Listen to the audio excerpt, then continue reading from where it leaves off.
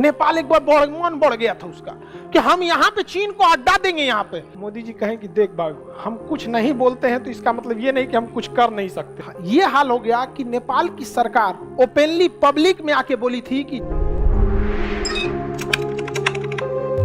नेपाल एक बार मन बढ़ गया था उसका कि हम यहाँ पे चीन को अड्डा देंगे। यहाँ पे भारत सरकार ने सड़कें बंद कर दिया। अब लो, नेपाल में हालत ये हो गया कि पेट्रोल भी भारत से जाता है, खाने पीने की सामानें नेपाल को कुछ भी खरीदना होता है वो कलकत्ता बंदरगाह पे ऑर्डर करता है और यहाँ से ट्रक से लाद करके रक्सौल होके जाता है। भारत बंद कर दिया। ये हाल हो गया कि नेपाल की सरकार ओपनली पब्लिक में आके बोली थी कि जो भी हवाई जहाज काठमांडू एयरपोर्ट या कहीं आ रहे हैं अपना वापस जाने का फ्यूल लेके आना वरना यहीं सड़ जाओगे। ये हालत हो गया था। अब कहेंगे कि इधर से क्यों नहीं चाइना पहुंचा दिया था? पहाड़ है यहाँ पे। अगर यहाँ पहाड़ है, यहाँ 10 रुपया किलो आलू को सप्लाई कीजिएगा, नेपाल में पहुंचने में 250 हो जाएगा।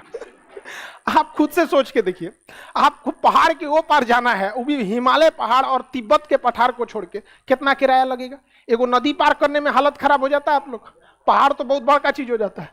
नेपाल कहा कि ठीक बात नहीं है। मोदी जी कहें कि देख बाबू, हम कुछ नहीं बोलते हैं तो इसका मतलब ये नहीं कि हम कुछ कर नहीं सकते। समझ में आ गया कि नहीं आ गया? तब नेपाल कहा कि चाइना उना को हम लोग नहीं देंगे। ऐसे बात चली थी। कहा कोई बात नहीं, हम लोग भी रास्ता बंद नहीं करेंगे। ऐसे बात चली, रास्ता खुल गया। यहाँ पे दुनिया में कोई भी इंसान राष्ट्र के बाद ही आता है, चाहे घर के माता पिता भी क्यों ना हो। अगर राष्ट्र में बाधा बनते हैं तो आप भी राष्ट्र के बाद ही आते हैं। यहाँ पर हम लोग का यहाँ चिकन एक सीधाने ले आके बैठाएंगे हम लोग यहाँ पे नेपाल में। आप समझ में आ गया कि नहीं आ गया? किसी कोई दिक्कत नहीं?